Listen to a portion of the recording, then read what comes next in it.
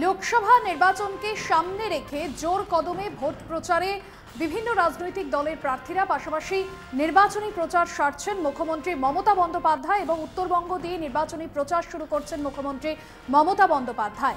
5 দিনে 8টি সভা করার কথা রয়েছে তার। কৃষ্ণনগর থেকে শুরু তার ভোট প্রচার। 5 দিনে 8টি সভা করবেন মুখ্যমন্ত্রী। উত্তরবঙ্গেও ভোট প্রচার করবেন। 4 এপ্রিল কোচবিহারে জনসভা, 5 এপ্রিল আলিপুরদুয়ার ও জলপাইগুড়িতে জনসভা। উত্তরবঙ্গে প্রথম পর্যায়ের 3টি আসনে 4টি জনসভা করবেন মুখ্যমন্ত্রী। বালুরঘাট, রায়গঞ্জ, পুরুলিয়া, বাঁকুড়াতেও জনসভা করবেন তিনি। ঈদের আগেই কলকাতায় ফিরবেন তৃণমূল নেত্রী।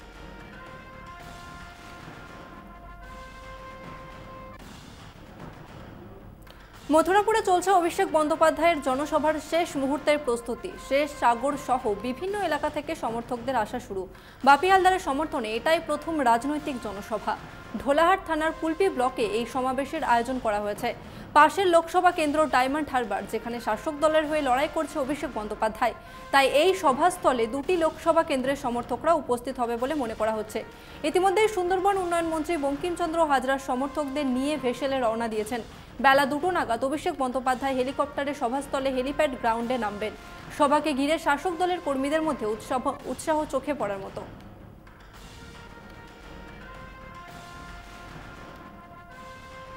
সকাল সকাল প্রচারে দমদমের তৃণমূল প্রার্থী সৌগত রায়। চতুর্থবারের জন্য দমদম থেকে সাংসদ হওয়া লড়াই লড়ছেন বর্ষিয়ান এই রাজনীতিবিদ। শনিবার সকালে উত্তর দমদমের নিমতা কালচার মোড় থেকে বিরাটি ব্রিজ পর্যন্ত বর্ণাঢ্য শোভাযাত্রার মাধ্যমে প্রচার অভিযান চালান তিনি।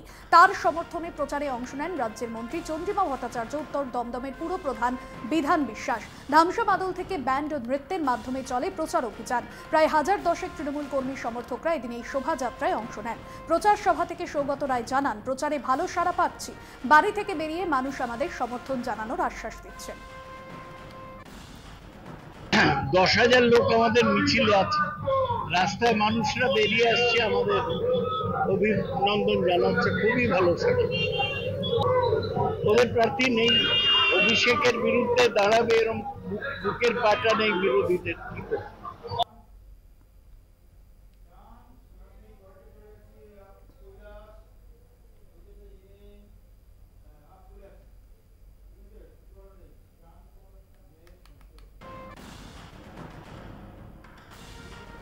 এবার ইডির নজরে আরও এক আপ মন্ত্রী। দিল্লির মন্ত্রী আপ নেতা কৈলাশ গেহলটকে জিজ্ঞাসাবাদের জন্য ডেকে পাঠানো হয়। শনিবার ইডি হাজিরা দেন তিনি। দিল্লির আবগারি নীতি কেলেঙ্কারিতেই তাকে জিজ্ঞাসাবাদ করতে চান ইডি আধিকারিকেরা। অরবিন্দ কেজরিওয়ালের গ্রেপ্তারের কয়েকদিন পরেই সমন পাঠানো হয় তাকে। ইডি সূত্রে খবর, তার বক্তব্য রেকর্ড করা হতে পারে।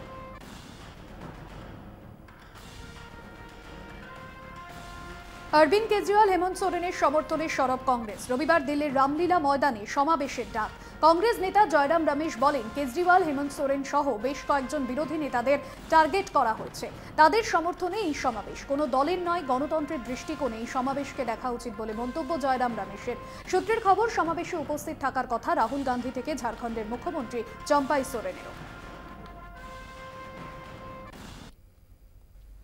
तो इसीलिए मैं इसका बिल्कुल स्पष्ट कर देना चाहता हूं, इंडिया गठबंधन की रैली है, किसी एक व्यक्ति केंद्रित रैली नहीं है, और इसमें सारे पार्टियां शामिल हैं, सारे नेता शामिल हैं, और व्यक्ति को बचाने के लिए नहीं है, संविधान को बचाने के लिए, लोकतंत्र को बचाने के लिए, निष्पक्ष चुनाव को बचाने के लिए।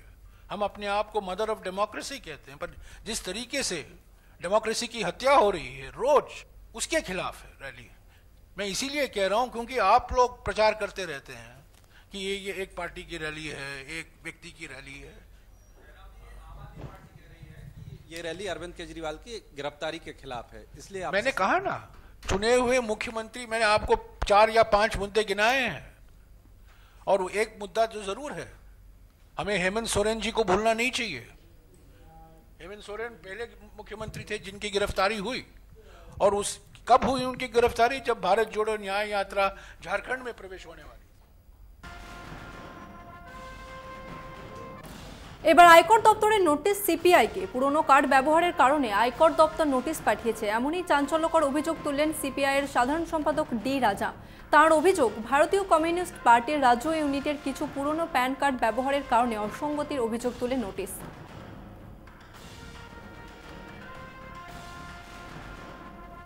আমেরিকা জার্মানি রাষ্ট্রসংঘের মন্তব্যের জবাব উপরাষ্ট্রপতি জগদীপ ধনখড়ের।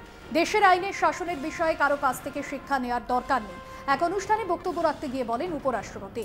তার মন্তব্য, ভারত একটি শক্তিশালী বিচার ব্যবস্থা ও গণতন্ত্রের দেশ, কারোর সঙ্গে এ নিয়ে আপোষ করা উচিত নয়, কারো কাছ থেকে পাঠেরও প্রয়োজন নেই। প্রসঙ্গত, দিল্লির মুখ্যমন্ত্রী অরবিন্দ কেজরিওয়ালের গ্রেপ্তারি নিয়ে সরব হয়েছে আমেরিকা জার্মানি। রাষ্ট্রসংঘ এ বিষয়ে মুখ খুলেছে।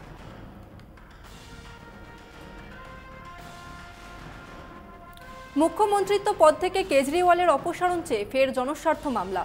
গ্রেপ্তার হওয়া মুখ্যমন্ত্রী প্রশাসনিক দায়িত্ব চালাতে পারেন না এমন কোনো বিধিনিষেধ দেখাতে ব্যর্থ হওয়ায় সম্প্রতি একটি জনস্বার্থ মামলা এই দিল্লি হাইকোর্টেই খারিজ হয়। হিন্দু সেনা জাতীয় সভাপতি এবং সমাজকর্মী বিষ্ণু গুপ্তা এরপরেও মামলা দায়ের করেন দিল্লি হাইকোর্টে।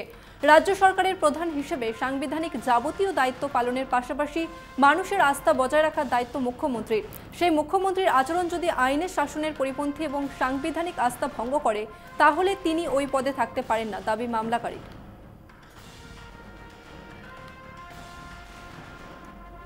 কংগ্রেসকে নতুন করে আয়কর নোটিশ পাঠানো নিয়ে সরব কংগ্রেস নেতা প্রমোদ তিওয়ারি।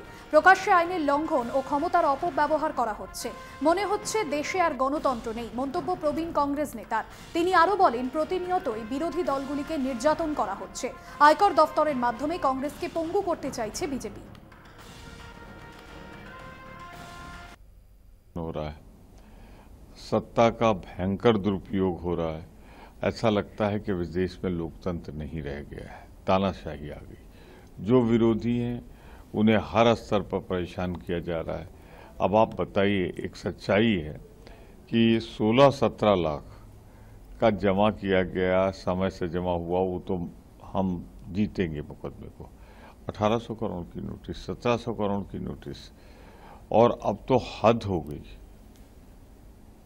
पहले 148 करोड़, अब 1600-1700 करोड़ की नोटिस।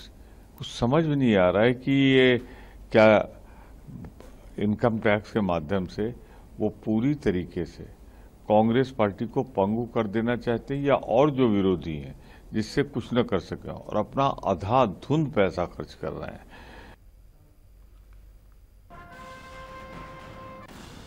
কড়া নিরাপত্তার মধ্যেই শেষকৃত্য সম্পূর্ণ হলো সাজাপ্রাপ্ত বন্দী ও প্রাক্তন বিধায়ক মুক্তার আনসারির। ময়নাতদন্ত শেষ হওয়ার পর শনিবার ভোরে তার নিজের শহর গাজীপুরে নিয়ে যাওয়া হয় দেহ। কড়া পুলিশি নিরাপত্তায় মুড়ে ফেলা হয় এলাকা। বাসভবন থেকে মিছিল করে দেহ নিয়ে যাওয়া হয় কবর দেওয়ার জন্য। গত বৃহস্পতিবারই হার্ট অ্যাটাকে আক্রান্ত হন তিনি। উত্তরপ্রদেশের বান্দা জেলের সাজাপ্রাপ্ত বন্দী প্রাক্তন বিধায়ক মুক্তার আনসারির হৃদরোগে আক্রান্ত হওয়া ও মৃত্যুর ঘটনায় বিচার বিভাগীয় তদন্ত চাইলেন সপা প্রধান অখিলেশ যাদব। ভাঙড়ে প্রচারে যাদবপুরের তৃণমূল প্রার্থী সায়নী ঘোষ। বাসন্তী হাইওয়ের ঘটকপুকুর রিলায়েন্স পেট্রোল পাম্প থেকে ঘটকপুকুর চৌমাথা পর্যন্ত হেঁটে ভোট প্রচার করেন সায়নী ঘোষ। হাত জোর করে ভোট চান স্থানীয় মানুষের সঙ্গে, কথা বলেন, পথ চলতে সাধারণ মানুষের থেকে আশীর্বাদ চাইলেন। সঙ্গে ছিলেন ক্যানিং পূর্বের বিধায়ক শওকত মোল্লা, জেলা পরিষদের কর্মাধ্যক্ষ বাহারুল ইসলাম সহ অন্যান্যরা।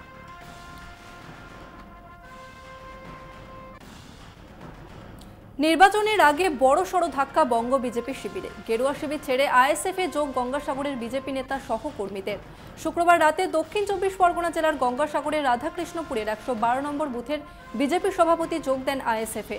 তার সঙ্গে যোগ দেন এলাকার প্রায় 20টি পরিবার। সাগর বিধানসভার আইএসএফের সভাপতির হাত ধরে যোগদান করেন তারা।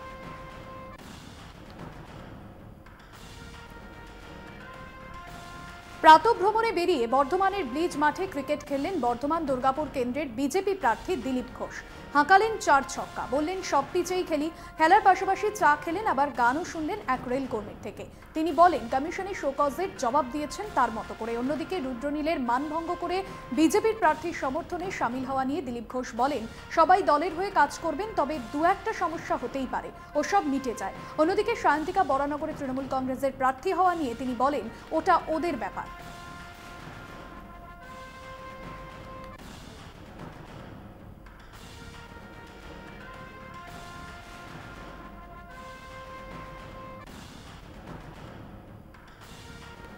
ভোটের দিন যত এগিয়ে আসছে ততই বাড়ছে রাজনৈতিক উত্তেজনা।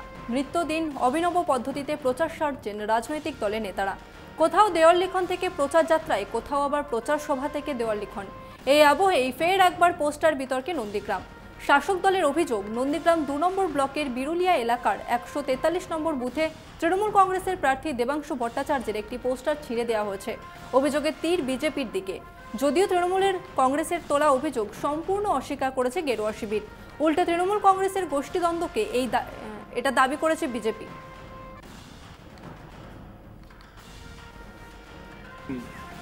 পাক ফেস্টুন ছিঁড়া, আজে বাজে কথা লেখা এবং যে ধরনের টাটুনগুলো তৃণমূল ব্যবহার করছে, এতে বোঝা যায় যে তৃণমূল দলটা আজকের কোন জায়গায় পৌঁছেছে।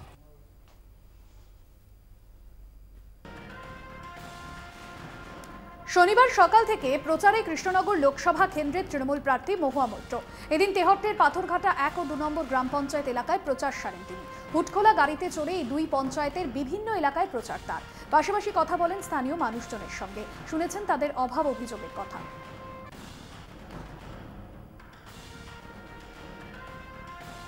ভাঙড়ের দুই প্রান্তে প্রচারের দুই প্রার্থী। শনিবার সকালে বেওতা 1 নম্বর এবং 2 নম্বর পঞ্চায়েতের প্রায় 5 কিলোমিটার রাস্তা হেঁটে জনসংযোগ সারেন বাম প্রার্থী সৃজন ভট্টাচার্য। একই দিনে ভাঙড়ে প্রচার সারেন তৃণমূল প্রার্থী সায়নী ঘোষ। ভোটের ময়দানে কেউ কাউকে এক চিলটে জমি ছাড়তে রাজি নয়। শনিবাসরীয় প্রচার সভায় দুই প্রার্থীর উৎসাহ ছিল খানিকটা সেরকমই। দেশ গরম তো পার্ট অফ লাইফ। অসংখ্য মানুষ এই গরমের মধ্যেই, গরিব মানুষ, মধ্যবিত্ত মানুষ সারা বছর খেটে খান। তা আমরা ভোটে দাঁড়িয়েছি, গরম নিয়েই চলতে হবে। এখনও তো বেশ কিছুদিন, মাস দুয়েক। তোমাদের সংবাদ মাধ্যমের বন্ধুদের বলবো সুস্থ থাকো, বিরোধীদের বলবো সুস্থ থাকুন, পুলিশ প্রশাসনের লোক যারা ভোটকর্মী সবাইকে সুস্থ থাকতে হবে, মাঝে মধ্যে মুখে চোখে জল দিয়ে নেবেন। বিশেষত বিরোধীদের বলবো মাথা ঠান্ডা রাখতে হবে, কারণ যত ভোটের দিন এগোবে পাবলিক আপনাদের মাথা গরম করিয়ে দেবে। তার মধ্যে থেকে আপনাদের নিজেদের কথা বলতে হবে। আমি মাথা ঠান্ডা করে আমাদের কথা আমাদের পার্টি বলবে, কোনো অসুবিধা নেই। সকাল সকাল বাজারে গিয়ে জনসংযোগ করলেন কৃষ্ণনগর লোকসভার বিজেপি প্রার্থী রাজমাতা অমৃতা রায়। কৃষ্ণনগর শহরের পাত্র বাজারে ঘুরে ঘুরে সাধারণ ক্রেতা বিক্রেতাদের সঙ্গে কথা বলেন তিনি। তাদের কাছ থেকে জানার চেষ্টা করলেন সুবিধে অসুবিধের কথা। তিনি বলেন সাধারণ মানুষ তারই জনসংযোগ যথেষ্ট সাড়া দিয়েছেন। তিনি আপ্লুত এত মানুষের ভালোবাসা, আশীর্বাদ পেয়ে। আগামী দিনে এই কেন্দ্রে জয়ী হয়ে সাধারণ মানুষের জন্য কাজ করবেন তিনি।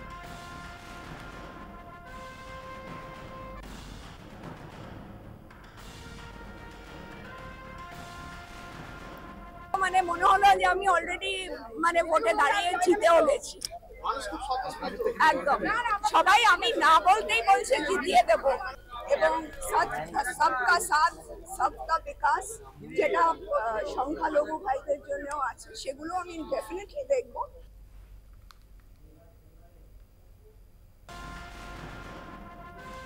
দেশের সর্বোচ্চ নাগরিক সম্মান ভারতরত্নে সম্মানিত হলেন লালকৃষ্ণ আদবানি।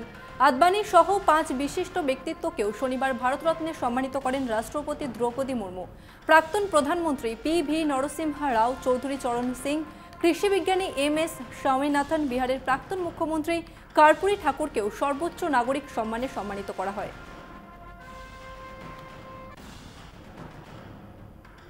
বিজেপির লেখা দেওয়াল লিখন মুছে দেওয়ার অভিযোগে উত্তপ্ত বাঁকুড়া। বিজেপি কর্মীদের দাবি দেওয়ালের মালিকের অনুমতি নিয়ে সৌমিত্র খাঁর সমর্থনে ওই দেওয়াল লেখা হয়েছিল, সেই দেওয়াল লিখন মুছে দিয়েছে তৃণমূল। এই ঘটনায় ইতিমধ্যেই প্রশাসন, পুলিশ ও নির্বাচন কমিশনের কাছে অভিযোগ জানানোর পাশাপাশি মুছে দেওয়া দেওয়ালে ফের দেওয়াল লিখন করা শুরু হয়েছে বিজেপির তরফে। অভিযোগ উড়িয়ে তৃণমূলের দাবি এই কাজ তৃণমূলের নয়, গোষ্ঠীদ্বন্দ্বের কারণেই বিজেপির ওই দেওয়াল লিখন মুছে দিয়েছে বিজেপিরই একাংশ।